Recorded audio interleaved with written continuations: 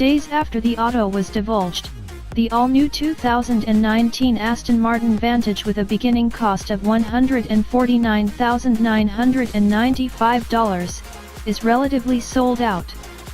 The styling of the new extravagance sports auto was somewhat questionable in car squeeze circles, yet the general population have talked, and obviously the people who are very the market for this auto extremely like the new look.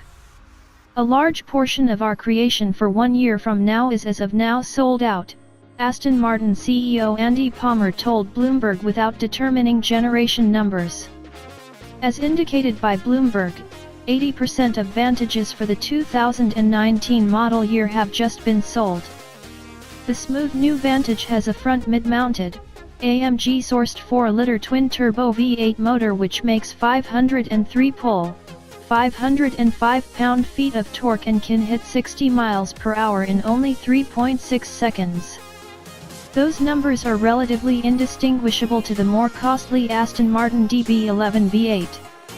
At dispatch, the new Vantage is just accessible with an 8-speed ZF program transaxle running model particular programming and a torque vectoring electronic back differential. Expect a 7-speed manual transmission to be accessible inside in 12 months' time. This is simply more uplifting news for Aston Martin, where things are as of now going really well. Deals are up 65% in the initial 9 months of 2017, and the British automaker is on track to turn a yearly benefit out of the blue since 2010 to a great extent because of interest for the DB11 liter. Up to this point, the Aston Martin lineup was beginning to look a little stale contrasted with its adversaries. Aston is completing an awesome activity turning that around with new, aggressive new models, and it's being remunerated for that exertion. With force this way, the people at other top-of-the-line sports auto brands like Porsche and Ferrari ought to be stressed over a British intrusion. There's an increasingly common story where a high-end automaker in a rut saves itself by introducing a crossover SUV to boost sales. The crossover creates more mainstream demand for the brand, thus increasing overall volume and in turn, profits. It happened with Porsche, it happened with Maserati, and it's happening now with Alfa Romeo. But at least one premium sports car brand has proven it can take care of itself just fine without a crossover, Aston Martin. For the first time since 2010, Aston Martin is expected to make a profit this year. This is mainly thanks to strong demand for the all-new DB11, the overdue successor to the long-in-the-tooth DB9, which was around from 2004 until 2016. It's a good example of one issue Aston Martin has been having over the past decade or so.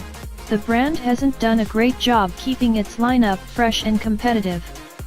That's changing, though, thanks to cars like the DB11, the freshly unveiled 2019 Vantage, and the radical Valkyrie hypercar that's expected to begin its 150-unit production run in 2018. By this time next year, Aston Martin's lineup will be anything but stale. While this news shows that Aston Martin can be profitable without a crossover, there is, indeed, an Aston crossover called the DBX in the works.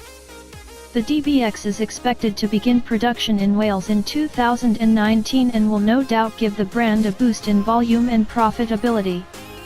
The financial numbers for Aston Martin this year could spell great news for the potential initial public offering on the London Stock Exchange that's been rumored since earlier this year.